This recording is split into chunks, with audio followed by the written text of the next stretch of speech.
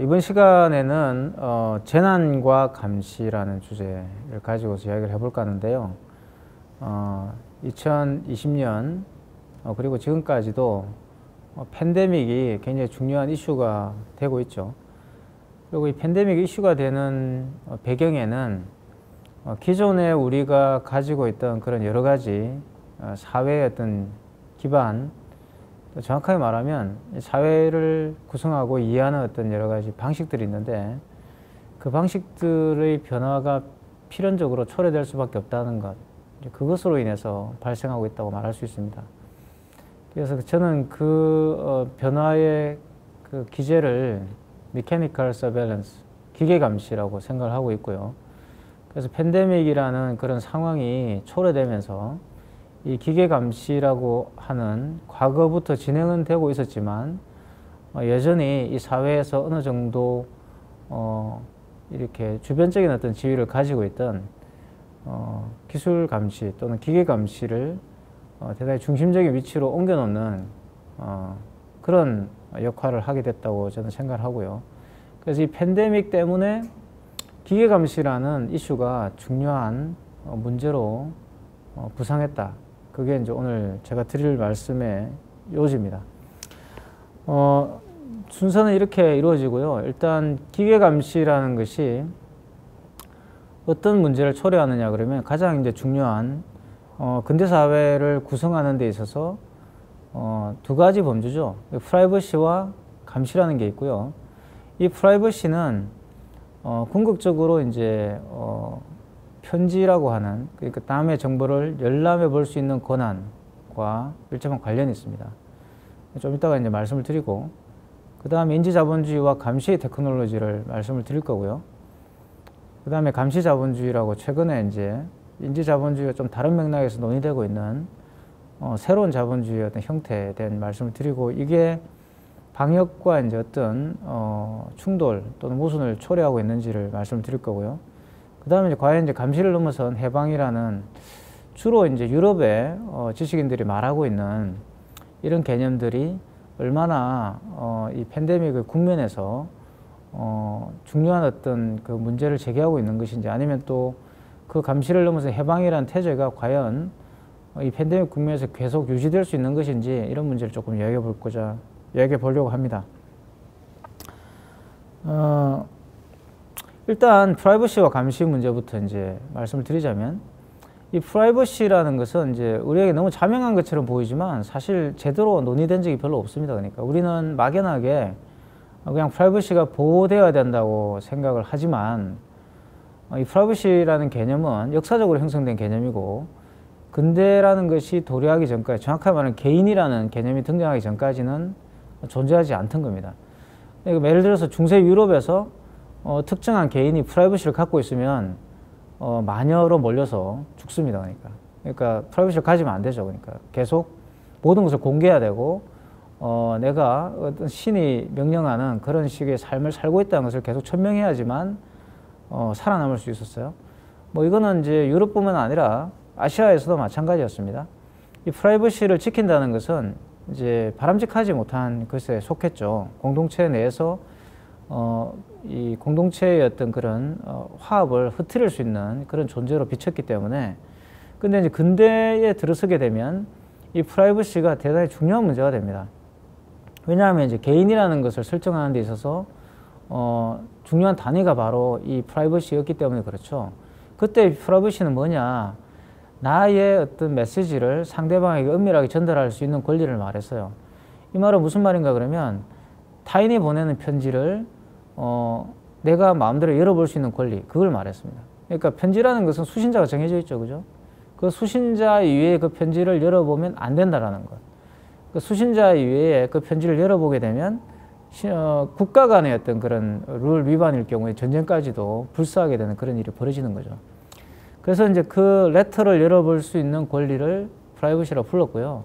이 프라이버시 개념이 미국으로 건너가 가지고 미국의 식민지 기간 동안에 미국인들의 어떤 그런 새로운 법적 용어로 탄생하게 되는데, 그때 이제 가족이라는 단위, 가족 내의 비밀을 유지할 수 있는 권리에 대한 개념으로 바뀌게 됩니다. 그게 이제 지금 우리가 알고 있는 또 우리에게 통용되고 있는 프라이버시 개념이에요.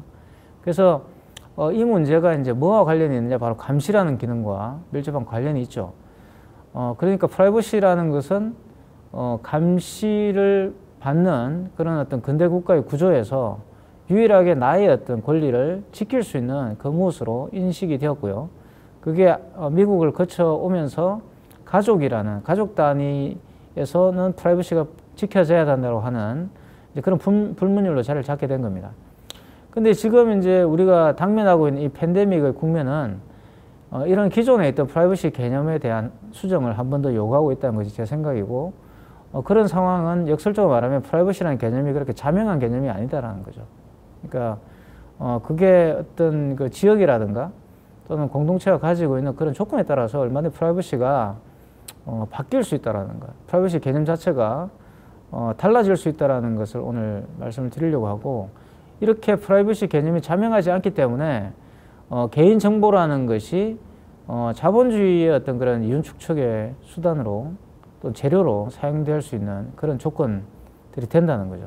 거기에 대해서 이제 후반부에 말씀을 드리겠습니다. 일반적으로 프라이버시와 감시라는 말을 하면 이런 이미지가 떠오르실 거예요. CCTV가 있고 그 CCTV가 여러분들 감시하는, 그래서 항상 거기에는 여러분은 CCTV의 감시하에 있습니다.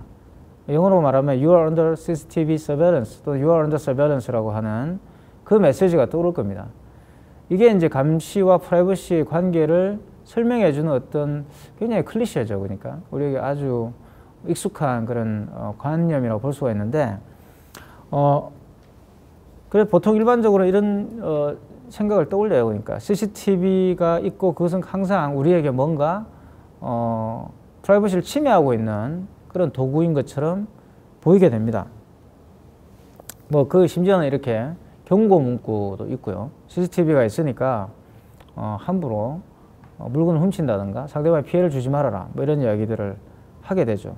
그게 가장 중요한 것은 24시간 감시에 대한 어떤 경고들, 이런 것들이 있습니다. 그래서 아주 뭐 익숙한 그런 이 신호라고 볼 수가 있고, 그런 어떤 메시지가 항상 이렇게 어떤 은밀한 장소에 가면 붙어 있게 마련이에요.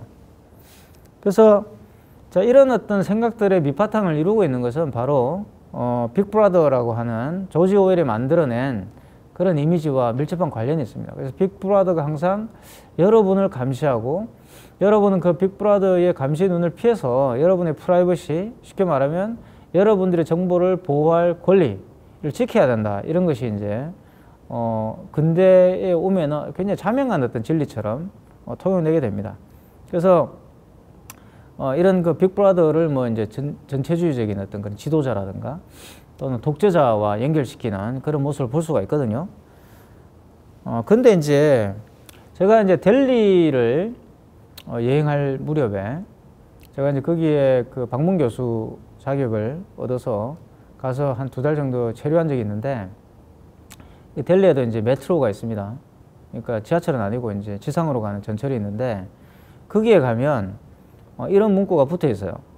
You are under surveillance라고 돼 있고, 그 옆에 여경이죠. 그러니까 경찰인데 이제 굉장히 귀여운 여성 캐릭터가 인사를 하고 있는, 다시 말해 저 이제 합장하는 저 표현이 사실 인도에서는 인사거든요.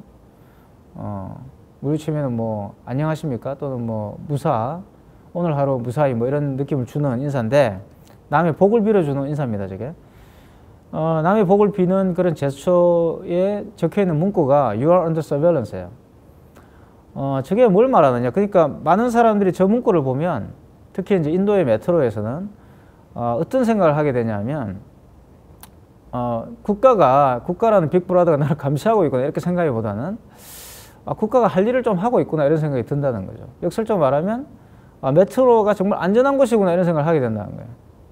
특히 이제 메트로는 인도 여성들에게 굉장히 안전한 장소입니다.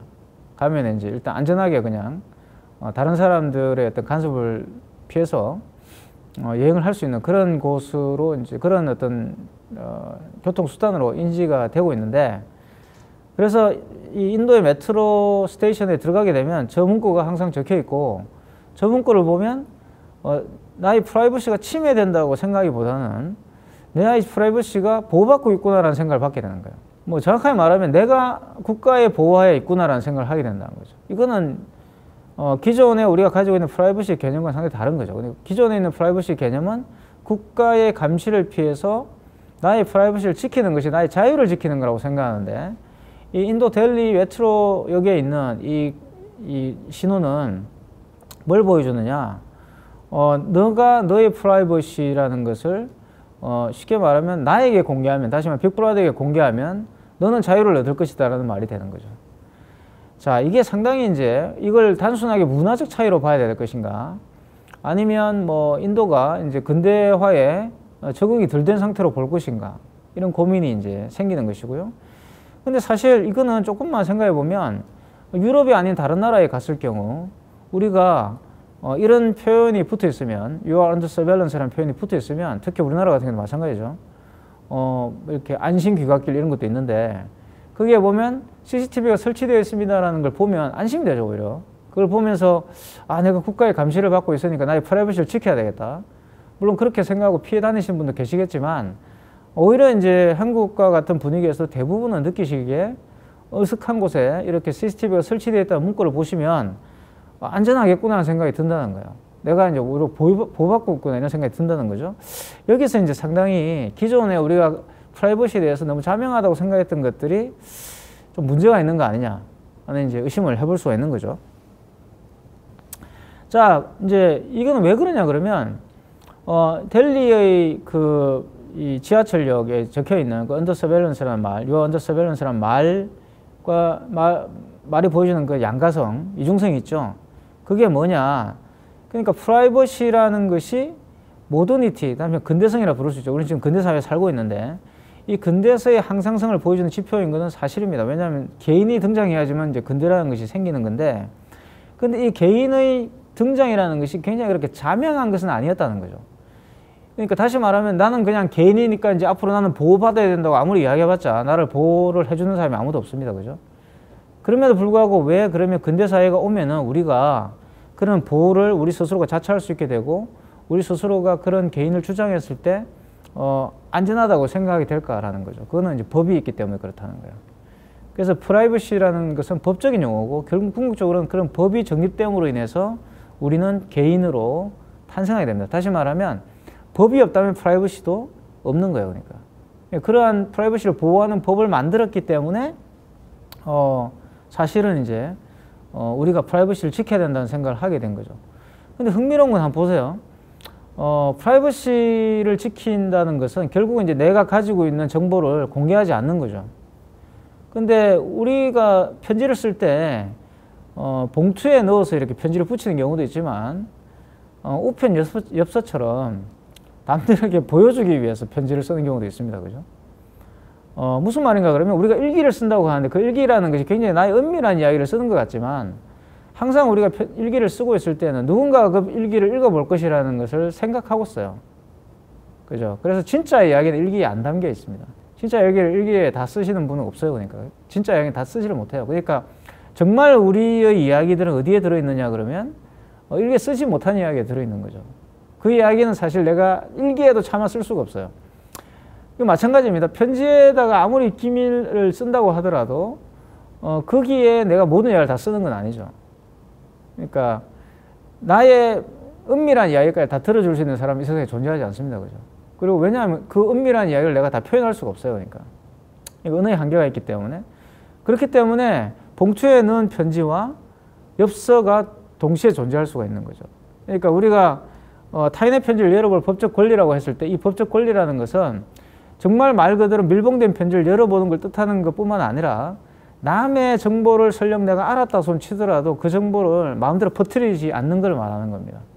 그래서 법의 개념에서 프라이버시라는 것은 반드시 그 사람의 정보를 내가 아느냐 모르느냐와 관계가 없어요. 그러니까 그 정보를 내가 어떤 목적에서 이용하느냐가 달려 있는 거죠. 그걸 결정해 주는 게 법입니다. 그러니까 내가 설령 상대방의 카톡을 훔쳐봤다고 해가지고 그게 문제가 되지는 않죠. 내가 그걸 알고 있는 상태로 그냥 갖고 있는 것은 아무런 문제가 없는데 그 카톡을 훔쳐보고 그 이야기를 가지고서 나의 소셜미디어에다가 그 사람에 대한 이야기를 퍼뜨리면 이제 법적으로 이제 문제가 됩니다. 이게 프라이버시 개념이에요. 그러니까 내가 그 상대방의 정보를 아는 것만으로 내가 처벌받는 건 아니죠. 그죠? 자, 그래서 이제 그게 제일 중요하고요. 그렇기 때문에 법이 없으면 프라이버시도 없다라는 겁니다. 그 프라이버시가 있고 법이 생긴 게 아니라 법이 만들어지면서, 다시 말하면 모종의 그러한 타인의 편지를 열어보고 그것을 다른 목적에, 주로 뭐 정치적 목적이었을 건데 그 당시에는 그런 목적에 사용해서 상대방에게 피해를 끼치는 것을 방지하기 위해서 법이 만들어지게 되는 겁니다. 그 법에 의해서 프라이버시가 이제 결정이 된 거죠. 그래서 프라이버시 자체가 자명한 것이 아니라 그 과정에서 형성된 하나의 습속입니다. 프라이버시에 대한 관점은. 자, 그래서 이제 이 프라이버시를 그러면 왜 만들어내게 되는가 하면요. 이게 이제 감시가 주는 아주 이중성인데요. 이 감시와 관련된 굉장히 중요한 그 인사이트를 주는, 통찰을 주는 이 건축물이 있죠. 이 건축물이 바로 파놉티콘이라는 건축물입니다. 이 파놉티콘은 원래 제레미 벤담이라는 사람이 영국 사람인데, 이 사람이 감옥 디자인으로 런던시에서 공모하는 그런 공모전에 출품했다가 떨어진 작품이에요. 사실 실현되지는 못했어요. 그러니까 이게 이 감옥을 이제 설계한 설계도입니다. 이게 제레미 벤담이. 근데 여기를 보시면 중앙에 탑이 있고요. 그 중앙 타워가 있고, 그 중앙 타워를 중심으로 해서 그 죄수들의 방이 배치되어 있습니다. 그래서 중앙 탑에서 이 죄수들을 다 감시할 수 있는, 하지만 이 죄수는 이 간수를 1대1로만 만날 수 있는 거죠. 그러니까 1대1로만 만날 수 있고, 이 간수를 뭐라고 해요? 죄수 입장에서 볼 수가 없는 거예요. 그러니까 간수는 죄수를 볼 수 있지만, 설령 또 죄수들이 간수를 본다 하더라도 간수의 한 측면만 이제 보는 거죠. 그런데 간수는 모든 죄수를 다 감시할 수 있는 저 중앙에서 이제 그런 방식으로 설계가 되어 있습니다. 그게 이제 파놉티콘인데, 그래서 실제로 구현이 되면 이렇게 구현이 되는 거예요. 그러니까 실제로 이제 이런 감옥이 있는지 모르겠지만, 어쨌든 그래서 간수의 한 측면만을 죄수가 볼 수 있도록 해서 보는데, 사실 이게 이제 감시의 일반적인 어떤 그런 모델입니다. 우리 감시하면 이걸 떠올리는 거예요. 그래서 한 명의 빅브라더가 있고, 그 빅브라더가 모든 사람을 다 감시하는 어떤 그런 상황을 떠올리는데, 그게 대부분 이런 상상력에서 나오게 되는데, 이 건축물에는 숨겨진 이제 의미가 하나 있습니다. 그러니까 제레미 벤담이 처음에 이 건물을 디자인할 때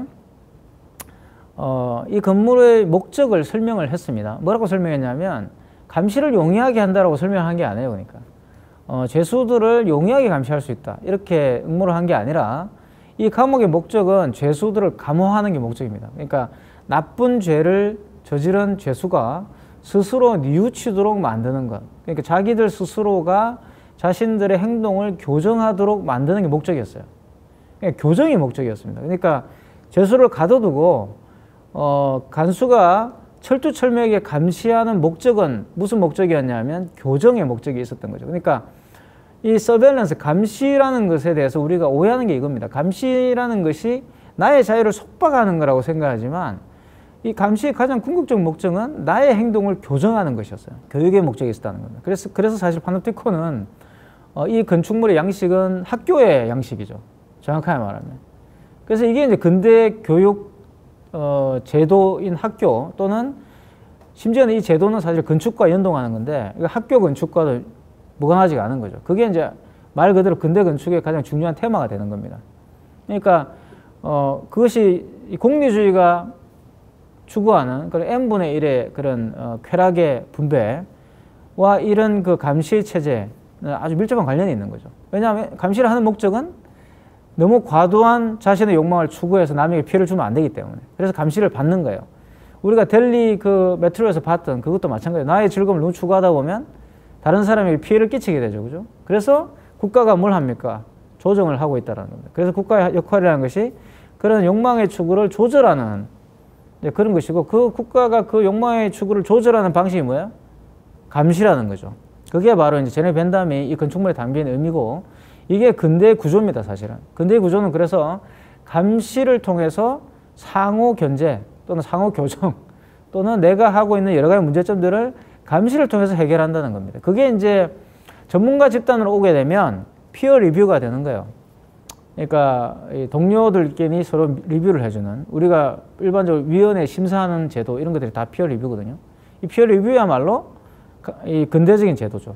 다시 말하면 내가 어떤 누군가의 결정이 아니라 그 위원회를 만들어 가지고 그 동료들이 와서 상호 감시된 결과물을 가지고서 그 사람을 평가하고 그 사람에게 뭔가 기회를 부여하는, 이 방식은 근대적 방식이에요. 그게 바로 이제 이 파놉티콘과 유사한 방식이죠. 그래서 감시라는 것은 그런 면에서 근대의 필수 불가결한 이 기능입니다. 그러니까 우리가 근대라고 했을 때 이 근대의 가장 핵심은 바로 이 감시 기능이죠. 근데 이 감시 기능이 사실 어떤 일이 벌어지냐 그러면 전에 뵌다면 여기까지는 생각을 못했지만 이 간수들이 이 죄수들을 감시하는 어떤 그런 구조, 중앙 타워에서 감시하는 구조를 전에 뵌다면 생각했지만 나중에 이 테크놀로지가 발달하게 되면 어떤 일이 벌어지느냐, 저 죄수들이 생각해 보십시오. 다 네트워크를 만든다고 생각해 보세요. 저 죄수들이 다 연결된다. 그러니까 통신을 통해서 다 연결되어 있다고 한다면 어떤 일이 벌어집니까? 죄수들이 간수를 감시하는 상황이 발생하는 거죠. 죄수들이 서로 자신들의 정보를 교환해서 야, 이 몇 시에 간수가 어디에 있을 것이다라는 것을 예측하고 그에 맞춰서 얼마든지 행동을 할 수 있게 되는 거죠. 그걸 이제 푸코 같은 사람은 시놉티콘이라고 불렀습니다. 지금 우리가 당면하고 있는 이 뭐 여러 가지 어떤 용어가 있죠. 탈근대라고 부르기도 하고 또는 후기근대라고 부르기도 하고 또는 뭐 이렇게 이렇게 뭐 포스트 디지털 시대라고 부르기도 하고 수많은 이제 용어들이 있는데 사실 이 뭐 후기 근대라고 부를 수 있는 이 시기는 이런 식으로 통신이 발달해가지고 또는 기술이 발달해가지고 죄수들이 모두가 다 그 기술을 통해 연결되어 있는 그런 상황이라고 볼 수 있어요. 그래서 감시가 재구성돼야 되는 그런 상황이 오게 된 거죠. 그래서 그게 바로 이제 국가의 기능에 대한 어떤 문제와도 연결되어 있고, 특히 팬데믹이 오면서 이 국가의 기능을 제고해야 되는, 국가의 기능을 어떻게 재구성할 것인가라는 문제가 아주 심각하게 대두하고 있습니다. 자, 그래서 이게 이제 미셸 푸코의 그 아주 감시와 처벌이라는 아주 중요한 책에 등장하는 개념인데요. 스펙타클에서 서베일런스로 이제 옮겨가는 겁니다. 그러니까 이거는 이게 바로 이제 근대가 탄생하게 되는 대단히 중요한 그 분기점이죠. 이 장면은 이 처형 장면이에요. 처형 장면, 감시 처벌의 앞에 나오는 죄수 처형 장면에 대한 묘사가 나오는데 중세 시대의 공개 처형이라는 것은 이 스펙타클을 만들어내는 하나의 쇼였습니다. 그러니까 지금도 이제 몇몇 나라들에서는 이런 스펙타클을 연출하죠. 대표적으로 싱가포르 같은 경우 태형이 아직까지 남아 있습니다. 그죠? 이 태형은 은밀한 곳에서 때리는 게 아니라 공개적 장소에서 이런 시어터에서 때리는 거예요. 그러니까 태형의 목적은 그 죄수를 징벌하는 게 목적이 아니라 그 스펙타클을 만들어 가지고 다른 사람들에게 공포심을 심어주는 겁니다. 일종의 거세공포를 주는 거죠. 이 거세공포라는 것은 실질적으로 그렇게 페니스를 그냥 절단해버리는 게 거세공포가 아니에요. 그러니까 그게 아니라 페니스 일부를 절단하는 거예요. 그게 할례인 거고, 페니스 일부를 절단해서 그 사람을 길을 들이는 거죠. 그러니까 문신도 마찬가지입니다. 그러니까 우리에게 우리 삶을 종결시키는 그런 고통을 주게 되면 사람이 죽어버리잖아요. 죽는 게 목적이 아니라 그 사람이 공포를 느껴서 그 제도나 그 폭력에 순종하도록 만드는 것이 목적이죠. 사실은 그 공포를 주는 목적입니다. 그게 공포 정치의 목적이죠. 그래서 일부에게 충격을 가해서 그 전체의 그런 질서를 도모하는 겁니다. 이 스펙타클의 기능이 바로 그겁니다. 이 거세 공포를 주는 거죠. 이거를 이제 라칸 같은 정신분석학자는 앵자이어티, 불안이라고 이제 불렀고요. 이 불안이라는 것은 그래서 실질적으로 어떤 일이 일어나서 생기는 게 아니라 일어날 것이다라고 생각하기 때문에 생기는 거예요. 그걸 이제 그 공포심이죠. 어떤 공포심이라는 것은 어떤 공포적인 상황이 나에게 발생했을 때는 사실 여러분이 그걸 못 느낍니다. 예를 들어서 지금 내가 앉아 있는데 여기 건물이 무너진다고 칩시다. 못 느끼는 거죠. 내가 건물이 무너지고 있다는 사실을 모른다는 거예요. 그때는. 그 다음에 내가 살아남았을 때 어떻게 되죠?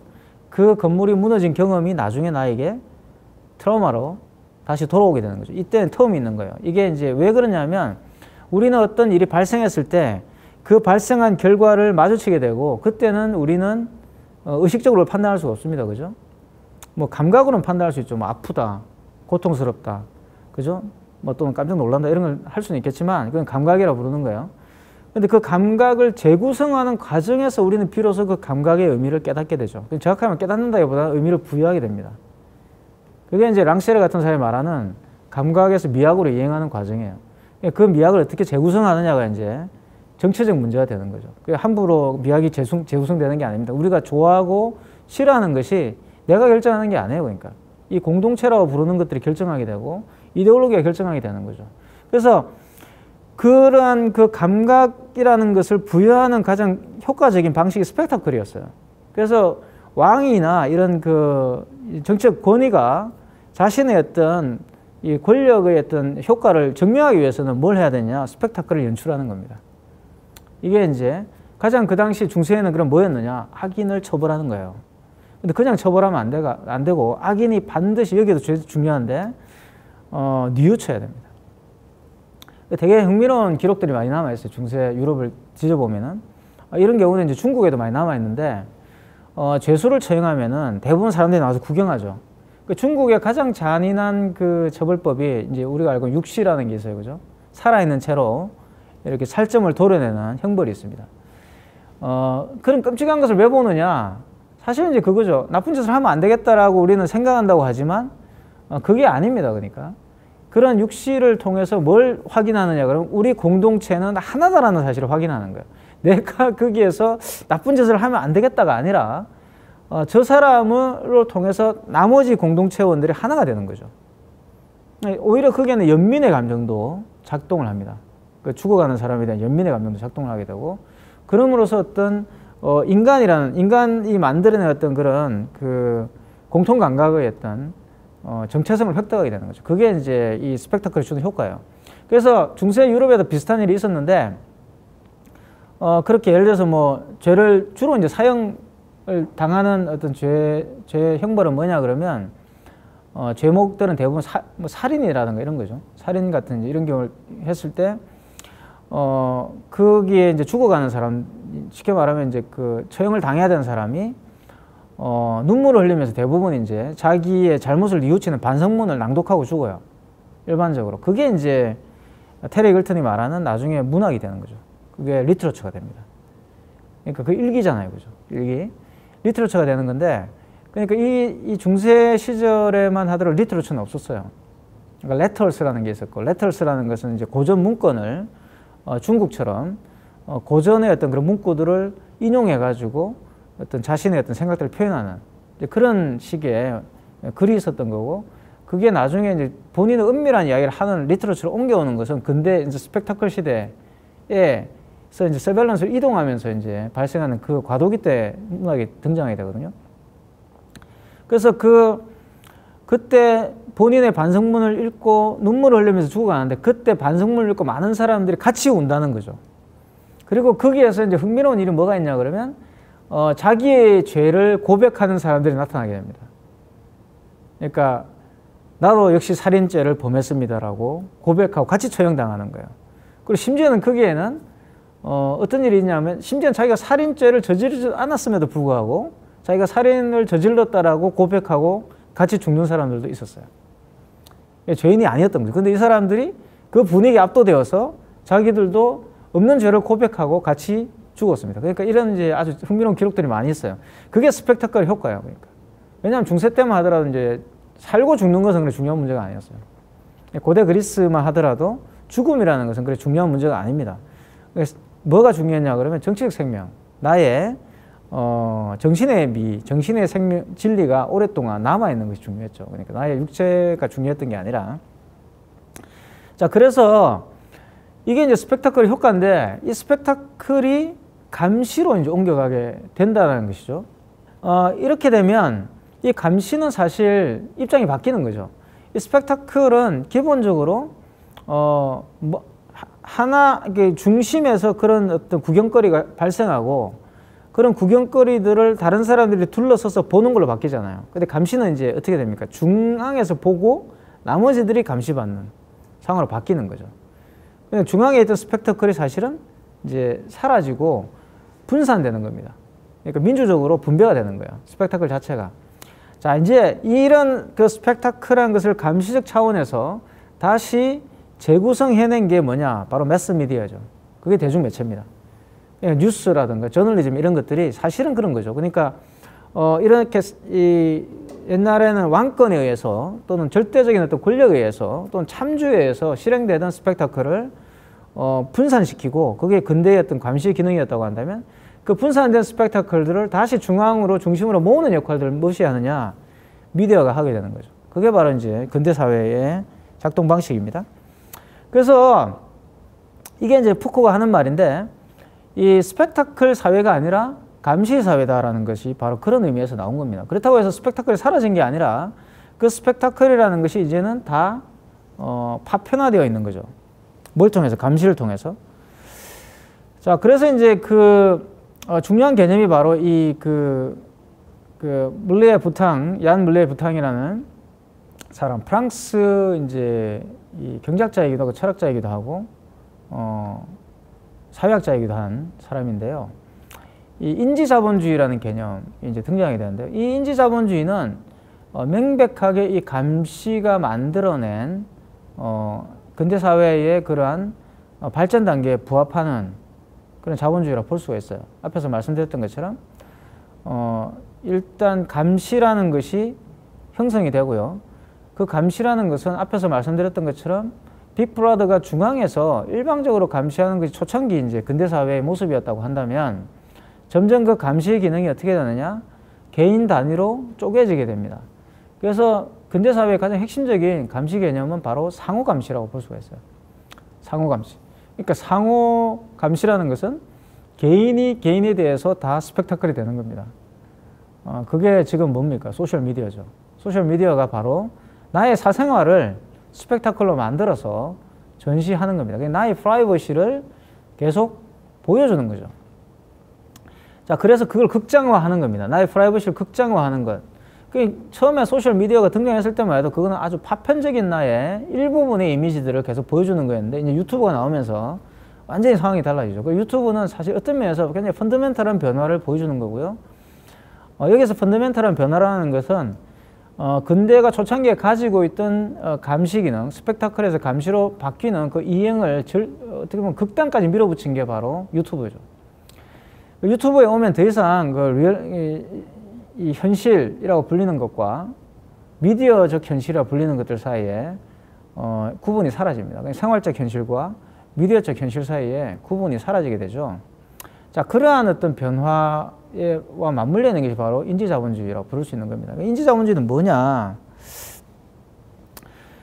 새로운 자본주의인데요. 우리가 일반적으로 이야기하는 근대성이라는 것은 사실 자본주의와 반드시 결합되어 있는 것은 아닙니다. 왜 그러냐면 근대적이지 않은 사회에서도 자본주의는 사실 작동할 수는 있어요.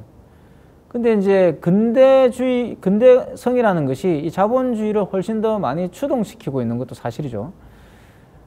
그래서 이제 자본주의가 근대성을 이유하는 측면이 있고 또 이제 근대성이 또 자본주의의 생산력에 기대어서 또 굉장히 폭발적으로 발전한 측면도 있습니다. 자본주의는 역대 인간이 만들어낸 생산 양식 중에서 생산력이 가장 높은 생산 양식이에요. 그러니까 이전에 봉건이라든가 또는 주로 봉건제 시대의 주요 산업은 농업이었죠. 그죠? 농업이었고 그때는 양의 경제였습니다. 그러니까 농사를 많이 지어가지고 곡식을 많이 확보하고 있는 사람이 부자였잖아요. 그죠? 그래서 만석군, 천석군 이런 이야기가 나오고 그 농사를 짓기 위해서는 땅이 되게 중요했고 그 땅을 얼마나 소유하고 있느냐 몇 평을 소유하고 있냐가 그 사람이 부자인지 아닌지를 가늠하는 시대였는데 이른바 이제 자본주의가 오게 되면 아무 의미가 없는 거예요. 자본주의는 내가 쌀을 아무리 많이 가지고 있다 하더라도 쌀값이 폭락하면 망합니다. 그러니까 가난한 사람이 되는 거죠. 그러니까 어떤 특정한 기업에 있는 예를 삼성 소유주가 삼성전자 소유주가 아무리 갤럭시 폰을 많이 만든다고 해가지고 그 갤럭시 폰을 다 가지고 있는다고 해가지고 절대 부자가 되지 않죠. 그걸 팔아야 됩니다. 그죠? 그래서 팔아야 되는 그게 바로 자본주의죠. 자본주의는 그래서 상인의 시대고 상인들이 주도권을 쥐고 있는 시대입니다. 그리고 이 자본주의가 더 발달하면서 특히 인지자본주의로 오게 되면 이 자본이라고 하는 것이 갖고 있었던 추상성이 점점 더 강화돼 가지고 완전히 실물 경제와 이제 분리되게 돼요. 지금 우리가 살고 있는 이 자본주의는 초창기 우리가 알고 있던 그런 자본주의와는 상당히 다른 측면이 있죠. 그 중에 하나가 바로 이제 이 금융자본이라고 부르는 자본이 굉장히 비대해지는 건데, 이 흥미로운 거는 이제 이 금융자본이 무엇인가에 대해서 굉장히 많은 이제 경제학자의 논쟁이 있습니다. 그러니까 금융이라는 것이 실물 경제와 관계없다로부터 시작해가지고 금융의 어떤 그런 이 버블이 실물 경제를 이제 파괴할 것이라고 생각하는, 그러니까 여러 가지 공학론 이런 것들이 있잖아요, 그죠? 이론들이 있는데 사실 이것도 굉장히 지금은 논쟁 중에 있어요. 논쟁 중에 있기 때문에 어느 게 옳다라고 이제 말할 수는 없지만, 제 개인적으로는 이 금융자본주의가 이러한 문제점들, 이제 공황이 필연적으로 올 수밖에 없는 버블의 문제점들을 해결하기 위해서 나온 대책이 두 가지가 있죠. 하나가 글로벌 자본주의라는 거고요. 글로벌 자본주의는 민족 국가 단위로 이렇게 노동력이 이 분업이 이루어지는 겁니다. 그래서 뭐 예를 들어서 이제 이 중국은 이제 농업을 담당하고, 또 이제 뭐 이 한국은 예를 들어서 전자를 담당하고 뭐 이런 식이에요. 그러니까 물론 그게 이제 아주 칼로 나눠지듯이 나눠질 수가 없는데, 왜냐하면 유럽은 그럼 뭐냐? 유럽은 그러면 어떤 나라냐? 유럽의 상당한 그 지분은 농업이죠. 유럽을 먹여 살리는 산업 역설적 농업입니다. 그러니까 사실은 근데 이게 이제 뒤집어진 게 몇 년 안 됐어요. 2015년도인가에 이제 이게 뒤집어집니다. 이 비율이 뒤집어지고 이 지구상에 존재하는 인구의 50% 이상이 이제 도시에 거주하는 그런 변천이 이루어지죠. 예전에는 농촌에 많이 거주했어요.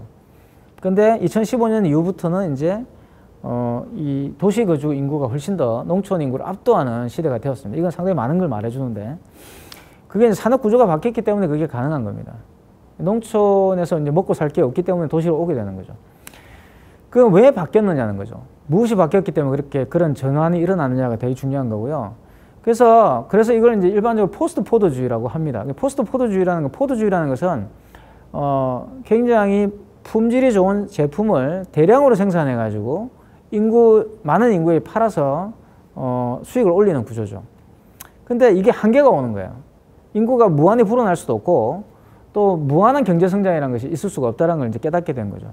그렇다고 한다면 어떤 일이 벌어지느냐? 이제 소비자를 나눠야 되는 거예요. 그래서 상품 내에서의 차이. 그래서 시장이 인간의 심리 차원으로 이동하게 됩니다. 그래서 우리의 욕망을 이제 쉽게 말하면 자본 축적의 수단으로 삼게 돼요. 그래서 과거처럼 지금 열심히 일을 해가지고 돈을 벌 수 있는 게 아니라 약삭 빠르게 이제 주식 투자를 잘하고 목이 좋은 곳에 집을 사야지만 돈을 벌게 되는 거죠. 돈을 번다는 개념이 바뀐 겁니다. 이걸 이제 가지고 많은 경제학자들이 실물 경제와 관계없다 이런 말을 하는데, 이게 글로벌 분업이 이루어지게 되면 또 이야기가 달라져요. 왜냐하면 금융자본주의가 또 이 글로벌 자본주의를 통해 또 해결하는 하나의 방식, 그러니까 실물 경제로부터 오는 그런 여러 가지 부담을 줄이기 위해서 뭐가 만들어졌냐면 선물 경제라는 걸 또 만들었죠. 이 선물 경제는 말 그대로 이게 봉이 김선달 경제입니다. 그러니까 물건을 팔기도 전에 파는 거예요. 아니, 물건을 만들기 전에 팔아버리는 거예요. 우리나라가 내가 볼 땐 굉장히 이런 선물 시장에 놀라운 이렇게 선구자이기도 하죠. 그 대표적인 주택이에요, 우리나라. 아파트가 그런 거죠, 그죠? 상품을 만들기도 전에 팔아버리잖아요, 그죠?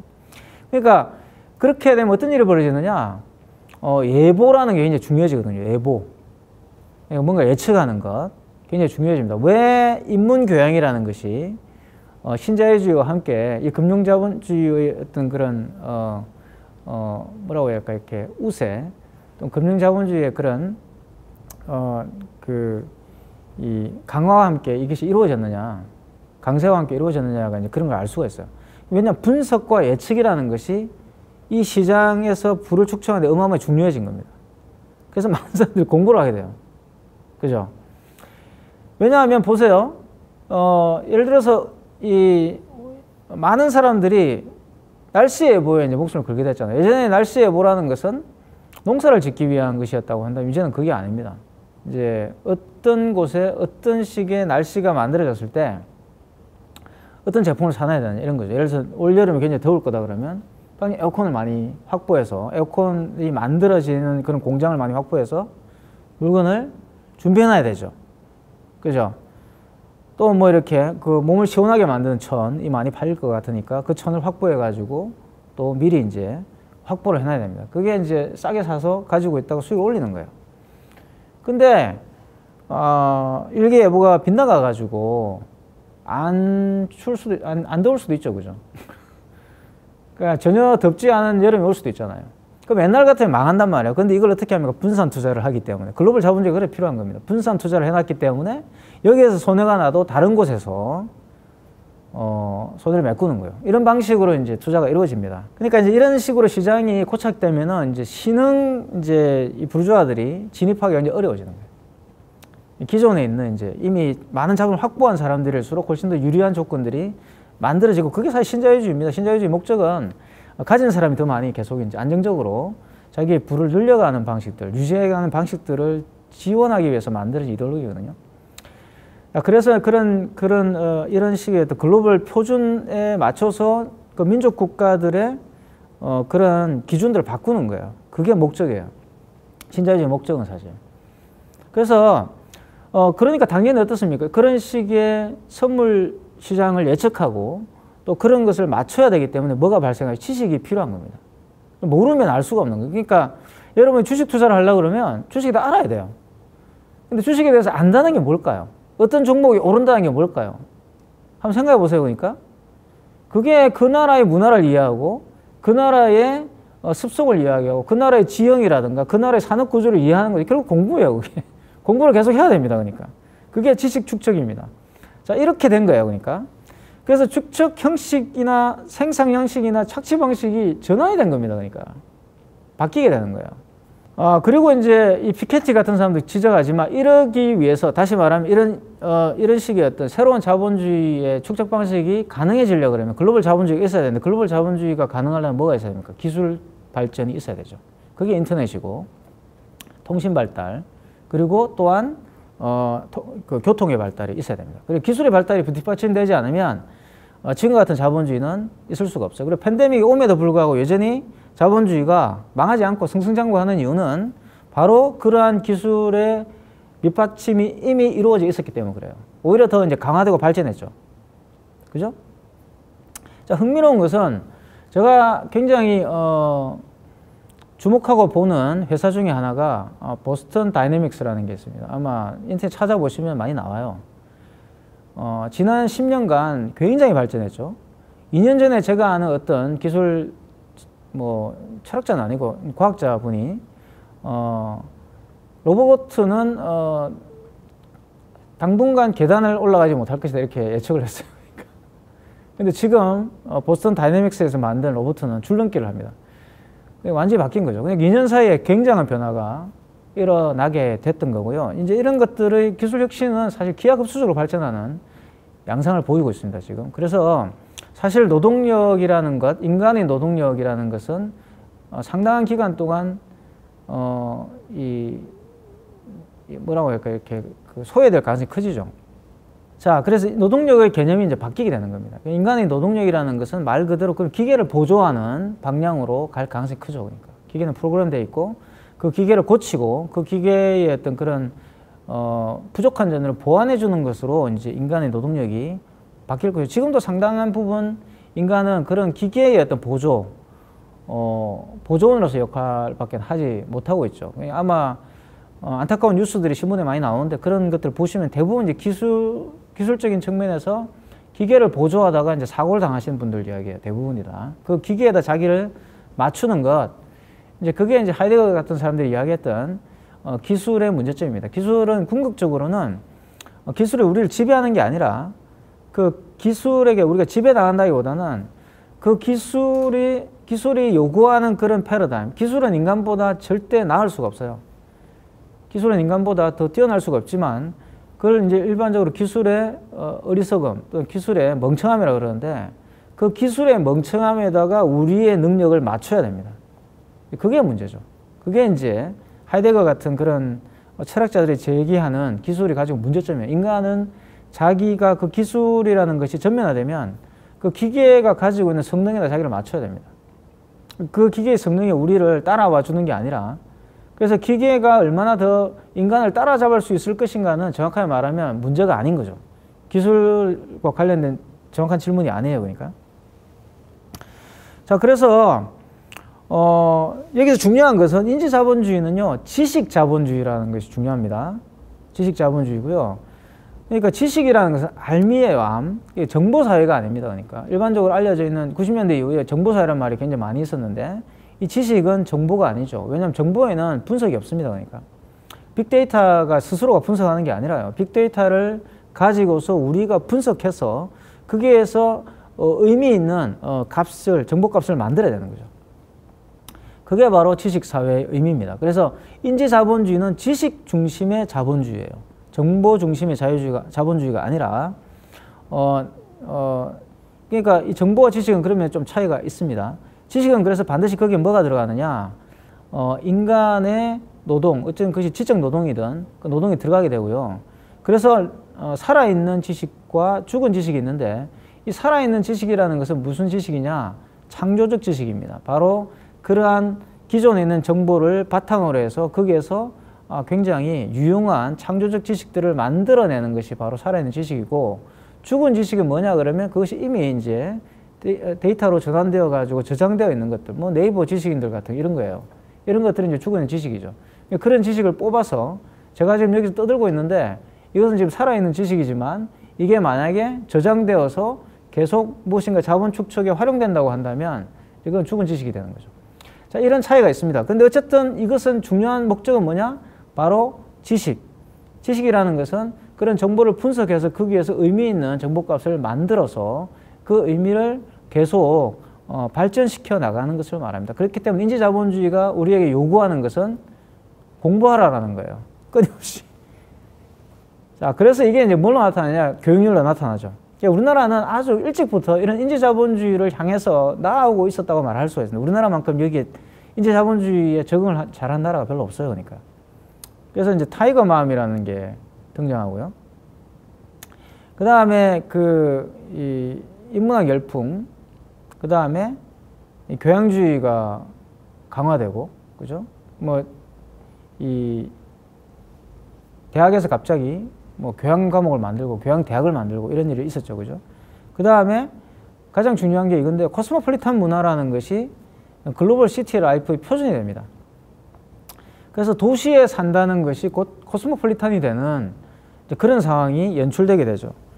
자, 지금 우리가 경험하고 있는 많은 것들이 여기에 담겨 있습니다. 그래서 이 타이거맘에 관련된 에이미 추아는 사실 유명한 법학자예요. 그러니까. 근데 이 사람이 자신의 이제 아이를 키운 경험을 가지고 책을 써가지고 베스트셀러 작가가 됐죠.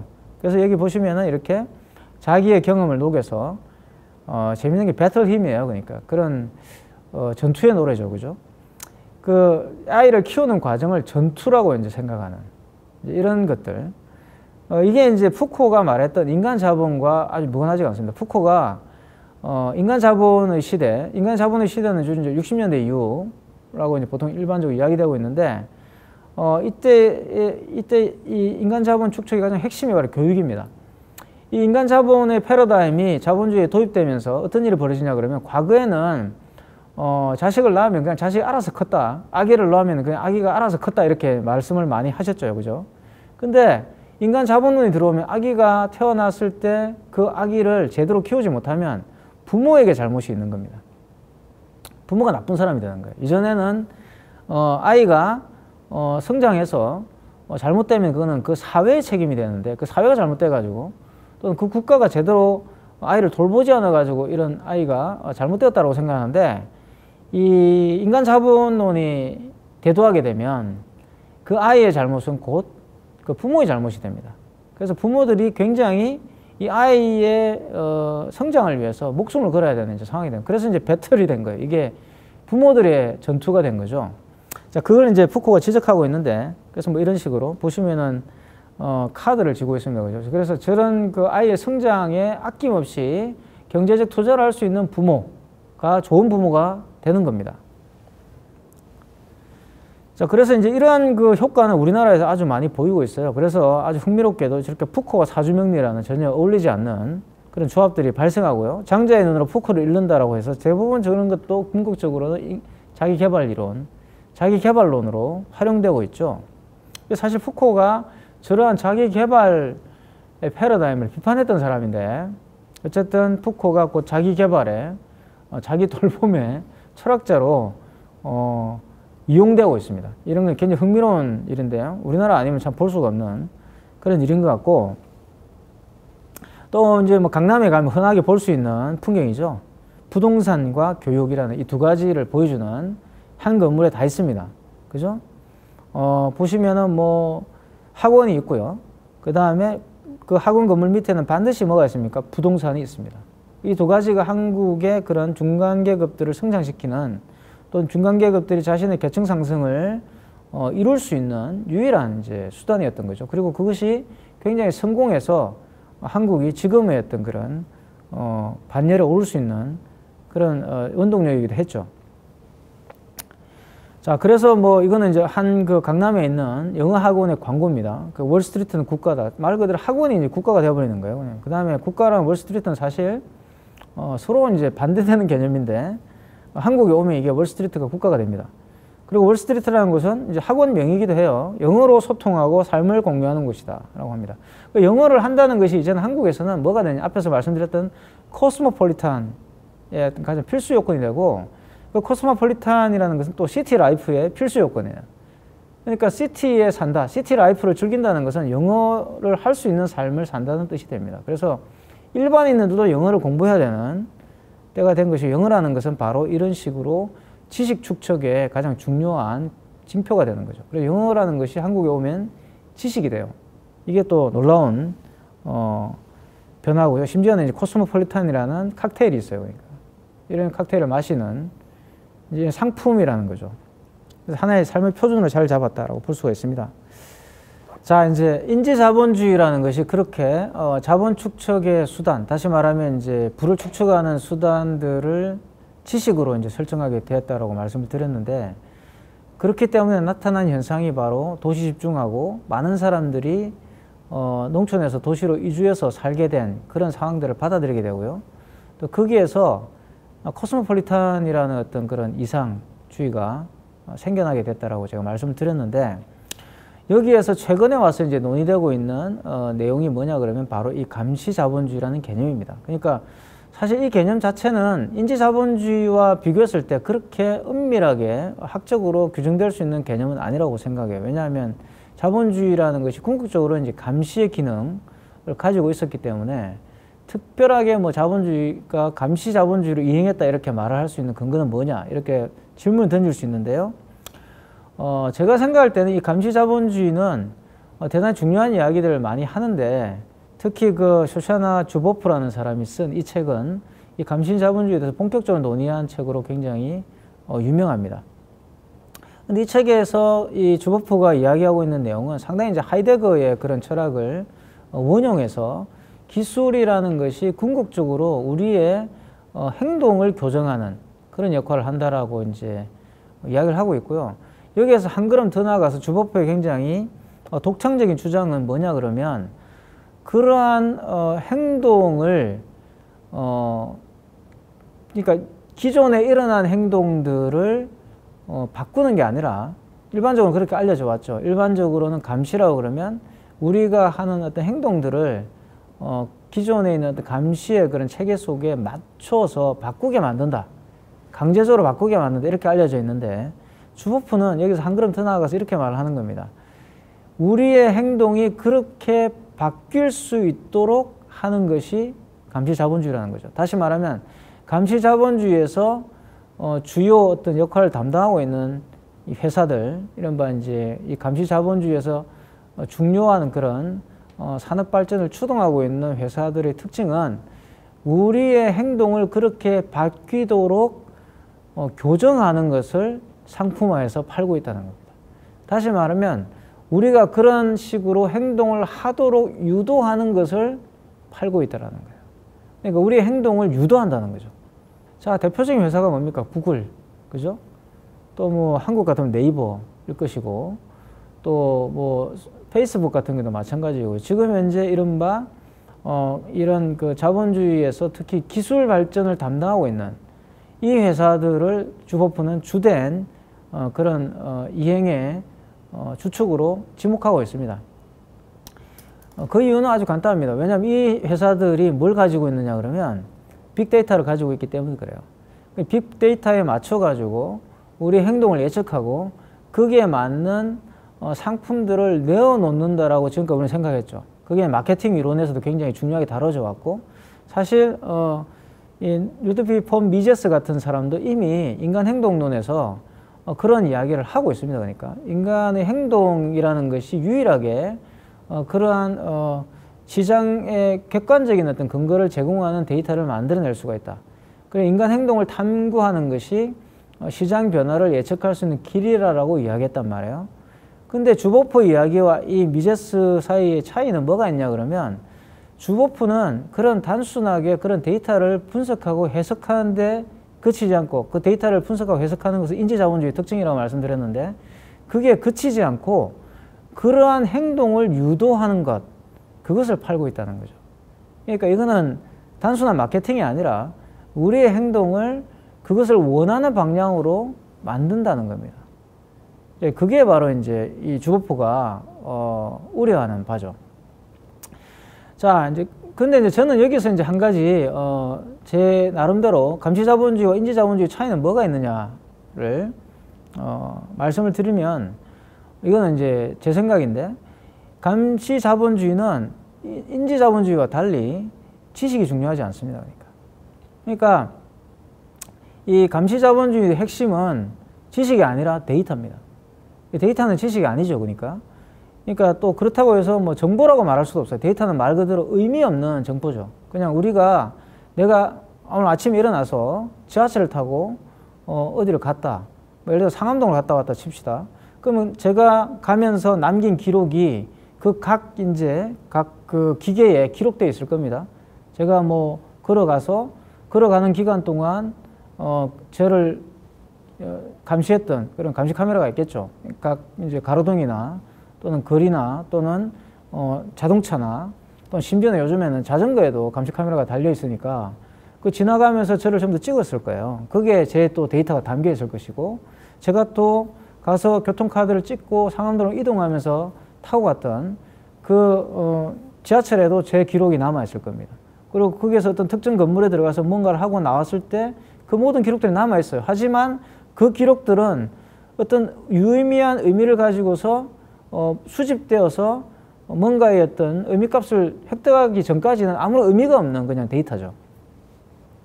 자, 이 데이터라는 것이 이 감시자본주의가 되면 되게 중요해집니다. 그래서 감시자본주의는 바로 지식에서 데이터로 이 중심이 이동하게 되는 겁니다. 그러면 어떤 문제가 발생하느냐? 앞에서 제가 말씀드렸던 것처럼 그 데이터를 분석하고 해석하는 것이 그렇게 의미가 없어지는 거예요. 쉽게 말하면. 왜냐하면 알고리즘을 통해서 모든 것이 다 범주화되어 있고, 그 범주에 맞추지 않으면 그 범주에 들어오지 않는 그러한 데이터들은 의미가 없는 것이 되기 때문에 그렇습니다. 제가 앞에서 말씀드린 무의미한 의미값을 만들어내야 된다는 이야기가 바로 그 이야기예요. 그러니까 그 유의미한 의미값을 만드는 것이 바로 범주입니다. 그게 알고리즘이에요. 그 알고리즘은 결국은 모든 우리의 행동 규범들을 범주화시키는 겁니다. 그래서 여기에서 이렇게 행동해야 됩니다. 그러니까 CCTV가 있다는 사실 내가 알면 거기에서 다른 짓을 하면 안 되죠. 그 CCTV에서 문제 삼고 있는, 다시 말하면 우리의 규범상 잘못된 그런 행동을 하면 안 됩니다. 뭐 침을 뱉는다든가, 뭐 담배꽁초를 버린다든가, 아니면 거기에다 노상 방뇨를 한다든가 이런 일을 하면 안 되죠. 그러니까 그러한 것들을 이미 규범화해서 데이터화해서 우리들에게 그러니까 이제 그러한 데이터들을 계속 기록해 두는 거죠. 근데 문제는 뭐냐 그럼 그 데이터라는 것을 기록해 두는데 그치지 않고 이것을 가져가서 이제 얼마나 많은 데이터를 많이 확보하느냐가 이제는 감시자본주의가 되면 중요한 문제가 되는 겁니다. 그 이전에 제가 말씀드렸던 것처럼 그런 CCTV가 있기 때문에 내가 그런 행동을 하지 않아야 된다고 하는 것이 인지자본주의까지의 그런 기능이었다고 한다면, 이 감시의 기능이었다고 한다면, 이 감시자본주의가 되면 그러한 감시를 통해서 확보되는 모든 데이터를 수집하는 거예요. 그리고 그걸 확보하고 있다가 자신들의 필요성에 따라서 활용하게 되는 거죠. 그게 이제 감시자본주의 특징입니다. 자, 그래서 이게 이제 감시자본주의가 가지고 있는 문제점이라고 이제 주보프가 비판을 하고 있는데, 저는 이 문제에 대해서 앞에서 말씀드렸던 것처럼 이것이 과연 인지자본주의에서 감시자본주의로서의 근본적 이행이라고 말할 수 있는가라는 거예요. 저는 이제 그게 더 회의적이죠. 그러니까 감시자본주의는 저는 인지자본주의의 한 형태 또는 인지자본주의 속에 있는 또 다른 하나의 이제 자본주의의 변형이라고 저는 생각을 합니다. 그러니까 인지자본주의 내에 감시자본주의가 들어있는 거죠. 그리고 이제 또는 뭐 인지자본주의의 한 형태가 감시자본주의일 수가 있습니다. 그럼 왜 그러냐면 주보프는 굉장히 이제 의례하지만 이 감시자본주의가 가지고 있는 그런 역할이라는 것이 우리가 생각하는 것처럼 그렇게 촘촘하게 우리의 데이터를 관리하고 있는 것은 아니에요. 그러니까 예를 들면 필요 없는 정보는 별로 관리하지 않습니다. 필요 없는 데이터는 그렇게 심각하게 관리하지 않죠. 대표적인 게 구글에 가서 제 이름을 쳐보면 저에 대한 정보가 나오는데 거의 맞지 않아요. 그러니까 거기에 나온 정보들이 마찬가지입니다. 그러니까 물론 네이버나 뭐 다음 같은 경우는 제가 이제 한국에서 활동하는 사람이니까 저에 대한 정보가 비교적입니다. 비교적 정확하게 기록은 되어 있지만 거기도 틀린 게 많이 있습니다. 저는 일부러 교정하지 않는데, 왜냐하면 그 오해를 발생시키는 게 사실은 이제 이런 감시자본주의의 능력을 이제 교란시키는 거죠. 왜냐하면 제가 올바른 정보를 주면 그 사람들이 더 정확하게 나를 파악하게 되고 정확하게 더 나의 행동을 예측하게 되잖아요. 그래서 잘못 오해되는 정보를 계속 흘려주는 것이 오히려 감시자본주의에는 유리한 거예요. 그리고 실질적으로 사람들은 그렇게 합니다. 사람들은 절대 자기 정보를 정확하게 전달해 주지 않아요. 그러니까 제가 말씀드렸지만 내가 일기를 쓰지만 그 일기에 나의 모든 이야기를 쓰지 않습니다. 그러니까 항상 그 일기에 쓰지 못하는 이야기가 진짜 나죠. 그래서 이제 그것은 절대 이 자본주의의 감시자본주의가 가지고 있는 알고리즘의 그런 방식으로는 파악이 안 되는 거예요. 그러니까. 그래서 항상 우리에겐 사고가 출몰하는 것이고 아무리 CCTV가 있더라도 범죄는 끊이지 않는 겁니다. 그것 때문에. 그래서 이게 이제 제가 가지고 있는 생각이에요. 그래서 정보라는 것은 데이터에 기반을 두고 있지만 정보라는 것이 결코 우리의 정보값을 정확하게 표현해 주지 않는다라는 것이고, 우리는 정확하게 말하면 그런 정보값으로 표현되지 않는다고 말하는 게 더 정확할 것 같습니다. 그래서 감시자본주의가 가지고 있는 그러한 측면들은 주보프가 이야기하는 것처럼 그렇게 심각한 문제라기보다는 오히려 우리에게 어떤 저항의 어떤 기회들을 더 많이 제공해주는 그런 측면이 저는 있다고 보고요.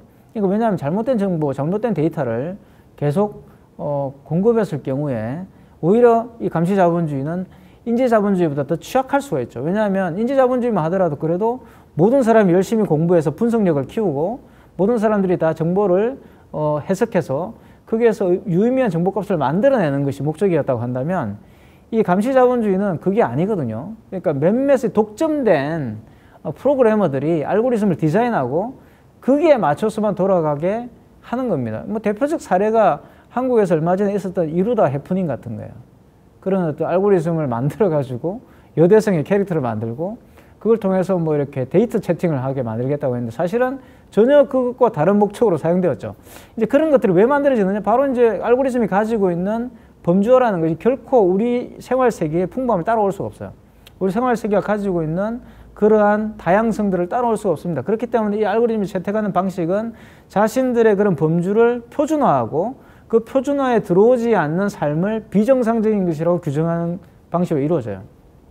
그러니까 그 알고리즘에 포착되지 않으면 그는 없는 것이든지 아니면 비정상적이고 잘못된 것입니다. 자, 이렇게 만드는 것. 그러니까 사실 주보프가 이 책에서 우려하고 있는 내용은 바로 그거죠.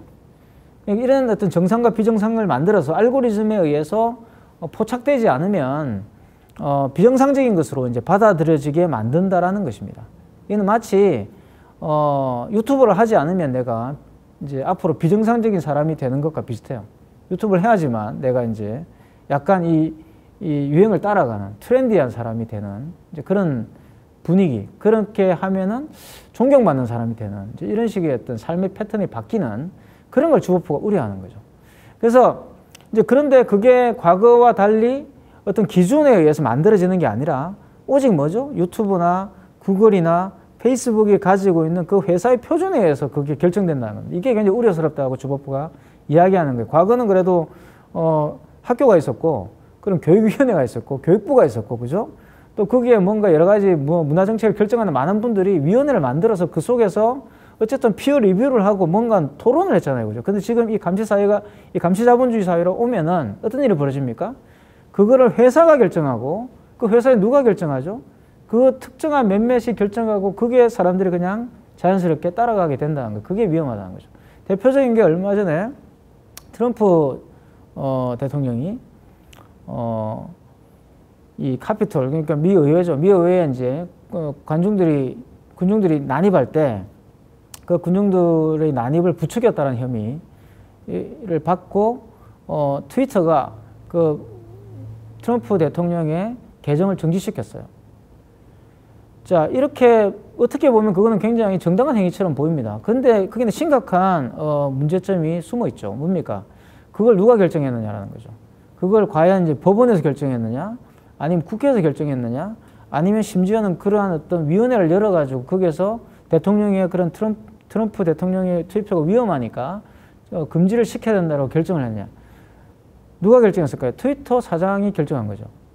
그 트위터 사장이 그것을 결정할 수 있었음에도 불구하고 그럼 지금까지는 어떻게 왜 허용해 왔는가라는 거죠. 자, 그러니까 그런 기준이 없다라는 거예요. 그게 주법부가 하고 있는 이야기입니다. 그런 기준이 존재하지 않습니다. 감시자본주의가 오면은. 자, 이게 문제죠. 그러니까 데이터를 설정할 수 있는, 데이터를 설정해서 어떤 방식으로 이용할 것인가를 결정할 수 있는 권한이 일방적으로 회사에게 주어지는 겁니다. 자, 그것을 우려하고 있는데 저는 이제 그게 우려할 수 있는 충분한 근거는 있다고 생각하지만 그게 더 촘촘한 감시를 의미하는 것은 아니다라고 저는 보는 거예요. 왜냐하면 그럴수록 더 어떻게 됩니까? 그런 감시에는 구멍이 뚫릴 수밖에 없어요. 그게 바로 이제 방역이 준 아이러니입니다. 그게 뭐냐? 바로 이건데요. 많은 사람들이 이제 이렇게, 이게 이제 중국의 G5, 5G가 이제 오면은, 생길 그런 상황을 우려합니다. 그러니까 중국이 사실 이 인지 기술이 가장 발달했어요. 그리고 이 인지 기술을 중국이 스스로만 가지고 있는 게 그 중국의 어마어마한 인구를 통해서 실험해서 만드는 얼마나 빨리 만들겠습니까? 그러니까 이런 감시자본주의 산업의 가장 특징은 많은 인구의 테스트를 할수록 데이터가 쌓이기 때문에 그 데이터를 기반으로 해서 이 산업을 발전시키는 거거든요. 그러니까 중국이 어마어마하게 유리하죠. 거기다가 세계 최첨단의 기술을 보유하고 있고 또 그와 합당한 어마어마한 인구를 가지고 있기 때문에 순식간에 이제 만들어낼 수 있어요. 그러니까 한국의 한 몇 배입니까? 우리가 이제 이 5천만 이제 될까 말까 하는데 4천만 정도가 되는 인구를 통해서도 세계에서 인터넷 강국이 된 데는 이 4천만 인구가 전부 다 인터넷을 사용하기 때문에 그런 거 아니에요? 근데 중국은 우리보다 더 하죠. 지금 2억 넘게가 지금 인터넷을 사용하고 있는데 점점 더 인터넷을 사용하는 인구의 범위는 더 늘어나겠죠. 그죠? 중국 10억의 인구가 이걸 사용한다고 생각해 보세요. 한국이 1년 동안 만들어낸 데이터의 양보다 얼마나 많은 양을 중국에 만들겠습니까? 그에 기반을 두고 당연히 이런 빅데이터 산업이 발전할 수밖에 없는 거예요. 인간이 가지고 있는 유적인 보편성이 있기 때문에, 일반성이 있기 때문에 중국이 좋아하는 것. 그러니까 우리가 설령 한국인과 중국인 사이에 취향의 차이가 있다 손 치더라도 그런 식으로 알고리즘이 디자인되어 버리면 우리는 중국의 취향을 따라가게 돼 있는 겁니다. 이게 이제 기술이 주는 표준화의 위험성이죠. 그래서 이런 감시 기술이 굉장히 발달한 데가 중국인데 그래서 많은 사람들이 이제 우려를 하는 거죠. 저렇게 해서 저 기술을 이제 중국이 가지고 있는 게 아니라 혼자 가지고 있는 게 이걸 파는 거예요. 그죠? 그러니까 상품이니까 팔아야 될 거 아니에요. 팔면 이게 어떻게 돼요? 이게 이제 아간뱅 같은 사람이 우려하는 겁니다. 이렇게 중국이 이 기술을 발달시켜가지고 특히 팬데믹 국면에서 더 많은 이제 감시 기술이 발달할 건데 이 감시 기술을 토대로 해가지고 특히 우리 같은 경우는 지금 각 휴대폰에다가 이것도 한국이 아니면 실행을 할 수가 없는 전 국민이 휴대폰 2대씩을 가진 나라가 아니면 불가능하다는 거예요. 평균 2대씩을 가지고 있죠, 우리나라가. 모든 사람이 휴대폰이 없으면 국민이 아닌 나라잖아요, 우리가. 그렇기 때문에 이 방역 시스템이 가능한 거죠. 중국도 마찬가지란 말이에요, 지금. 그러니까 이러한 삶이 표준이 되어버리면 지금까지 아간벤이 우려하는 것은 그런 어떤 휴대폰 없이 누리던 자유를 다 포기해야 된다는 거죠. 자, 이거를 누가 결정해 줄 거냐라는 것이 이제 아간벤의 항변이에요. 아간벤이 나이가 들어 노망이 된 게 아니라 이제 그런 식의 충분히 근거가 있는 이야기를 하는 겁니다. 그러니까 뭐 그걸 우리가 결정한 적이 없죠. 우리는 어쩔 수 없이 따라갈 수밖에 없는 거죠. 우리 안전을 위해서 그런 기술의 표준을 따라갈 수밖에 없는 상황인데 이것을 마치 이제 정상적인 것처럼 인준하게 되면 문제가 생긴다라는 것이죠. 충분히 그런 비판은 감안할 수 있는. 근데 이제 저는 그 아간베안의 그런 생각이 굉장히 그렇게 우려할 만큼은 아니다라고 저는 생각하는 겁니다. 물론 뭐 그런 걱정을 할 수는 있지만 그런 감시라는 것이 완벽하게 이루어지지 않는다라는 거예요. 그리고 이 팬데믹이라는 것이 분명히 그러한 것을 추동시키지만 얼마든지 거기에는 더 개입해 들어갈 그 기술이 가지고 있는 양면성이 있기 때문에 그런 공간이 넓어집니다. 보세요. 이렇게 이제 뭐 이건 팬데믹 전의 사진이에요. 저렇게 막 아예 자동으로 그냥 기계가 인식해가지고 3872, 3763 저렇게 번호를 매기고요. 저게 다 이제 인구입니다. 인구를 전부 다 저렇게 관리하고 있는 건데 어쨌든 공항을 드나드는 사람은 다 이제 데이터로 채취돼가지고 중국 정부의 어떤 그런 데이터로서 관리되고 있는 거죠. 공항을 들락달락 하는 사람들은. 그리고 중국이 또 이제 이것과 함께 병행하고 있는 게 있죠. 유전자 정보를 수집하고 있습니다. 그래서 죄수들은 이제 다 수집했고, 신생아들 새로 태어난 신생아들은 전부 다 유전자 정보를 전부 다 수집해서 보관을 하고 있죠. 그러니까 이런 걸 생각하면 정말 이제 정말 그 SF 영화에나 보는 그런 현실이 막 발생할 것처럼 보이는데, 저는 뭐 그런 일이 당연히 이제 그런 일이 벌어지게 되는 것은 앞에서 말씀드렸던 것처럼 근대화가 가지고 있는 근본적 속성이 그렇기 때문에 그렇게 이루어지고 있는 거예요. 그러니까. 투명성이라는 것이 바로 근대화의 목적입니다. 투명화를 많이 하죠. 그리고 투명화가 많이 될수록, 한병철 씨 같은 경우는 이제 투명성에 대한 어떤 그런 피로감 뭐 이런 이야기를 했지만, 투명성이 강화될수록 사실은 뭡니까? 민주주의가 또 고양되는 겁니다. 정보가 그만큼 또, 숨을 공간을 못 찾는 것이기 때문에 권위가 또 이제 무너지죠. 권위라는 것이 또 유지가 안 되기 때문에 민주주의가 또, 활성화되는 측면이 있어요. 민주주의라는 것은 궁극적으로 그런 정보의 투명성을 말하는 겁니다. 근데 이제 정보가 너무 투명해져 버리면 이제 전체주의가 되는 거죠. 우리가 일반적으로 이야기하는. 그러니까 민주주의라는 것이 굉장히 발달해가지고 모든 사람이 투명해지면 어떻게 되겠어요? 그게 이제 전체주의가 유사해지는 거죠. 그죠? 나의 정보가 다 이제 공개돼가지고 내가 뭘 하는지, 우리가 의왕 속에 들어있는 금붕어라고 생각해 보십시오. 숨을 데가 없잖아요. 그죠? 자, 이런 것이 이제 전체주의라고 조지 오웰이 이야기했다는 거죠. 근데 저는 이제 그게 과연 이제, 그 투명성이라는 것이 아무리 강화된다 하더라도 그 투명성의 표준화를 거부하는 그런 일은 계속 일어난다고 보는 거예요. 그렇다고 해서 아무리 알고리즘이 발달한다고 해서 제가 말씀드린 일기장에 쓰지 않은 내용까지 알고리즘으로 만들 수는 없어요. 다만 우리가 그 일기장에 쓰지 않은 내용을 비정상적이고 은밀한 것이고 잘못된 것이라고 생각하는 그 태도, 그 규범이 문제죠. 그 규범을 바꾸는 것은 중요하지 않습니다. 그래서 뭐 이런 식의 어떤 모습들이 보이는데, 근데 보세요. 이제 팬데믹이 왔어요. 그리고 일단 다 마스크를 써버리니까 기존에 있던 그 기술이 쓸모가 없어지는 겁니다. 이제 이게 이런 경우입니다. 지금 팬데믹 초창기에 중국 공항에서 벌어진 사태죠. 다 이제 이렇게 그 마스크를 써버리니까 알아볼 수가 없게 되는 거예요. 그러니까. 그래서 뭐 마스크 뒤로 뭐 이제 알아볼 수 있는 기술을 개발한다 그러지만 사실 이제 그 이전에 마스크 쓰지 않는 얼굴을 분별하는 그런 데이터들은 별로 의미가 없어지는 거죠. 또 새로운 기술이 개발돼야 되고. 자, 그래서 그런 것들은 이제 다시 말하면 항상 빅데이터를 통해서 알고리즘화 한다고 하지만 그런 빅데이터의 알고리즘 속에는 끊임없이 혼돈의 상태가 있습니다. 그러니까.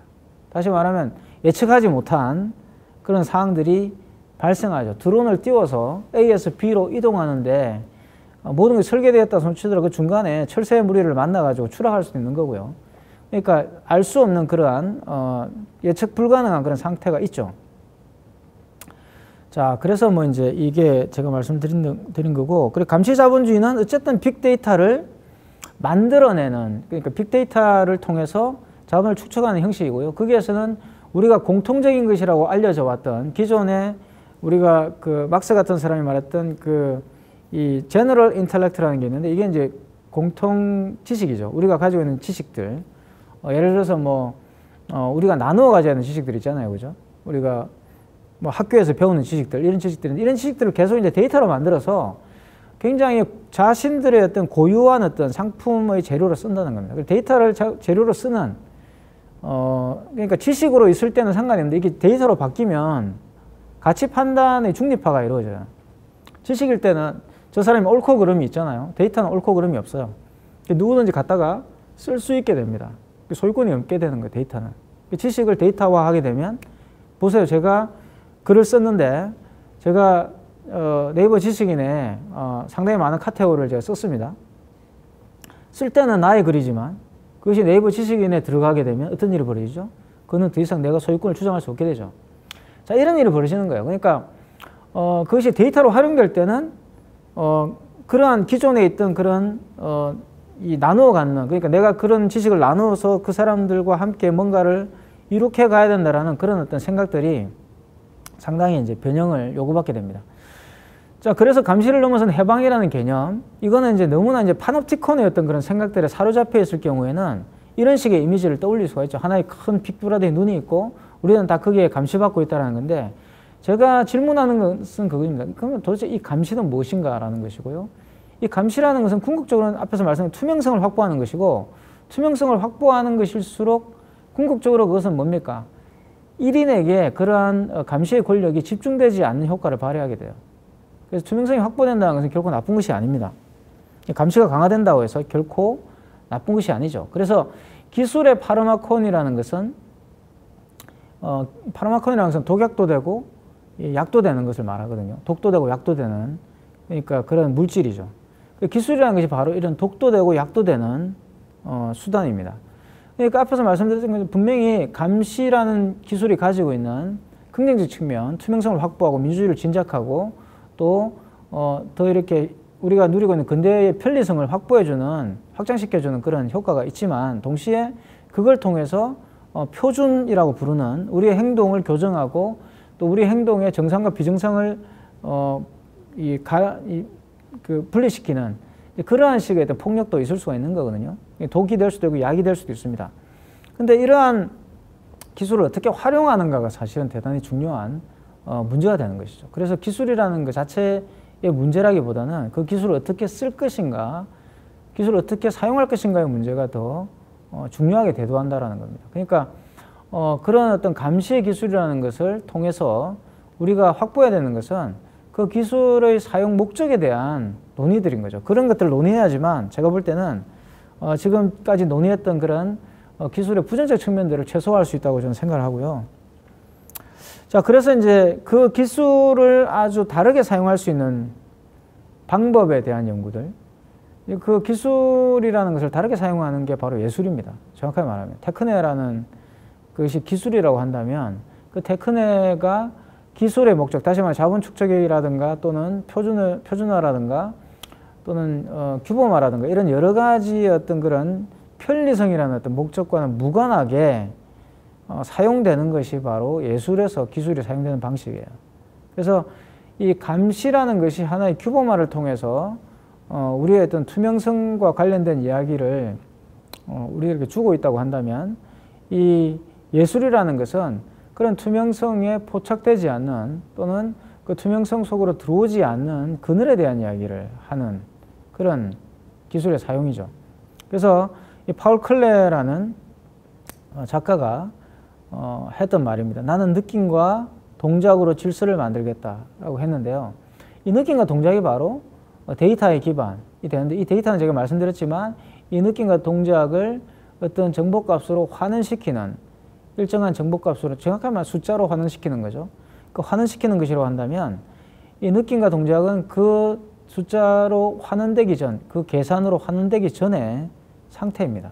그 느낌과 동작이라는 것은 사실 아무리 감시가 강화되더라도 사라지지 않을 것이라는 거예요. 문제는 그 기술이 부여하는 그런 범주화와 또는 표준화에 저항하는 거죠. 그러니까 그 표준화와 범주화에 저항하기 위해서 기술을 사용하는 것, 그것이야말로 하나의 감시 자본주의가 우리가 부여하는 폭력들을 완화시키고 또 감시 자본주의가 제공하는 그런 문제점들을 해결할 수 있는 그런 길이 아닌가 싶습니다. 오늘 이야기는 여기서 마치겠습니다. 감사합니다.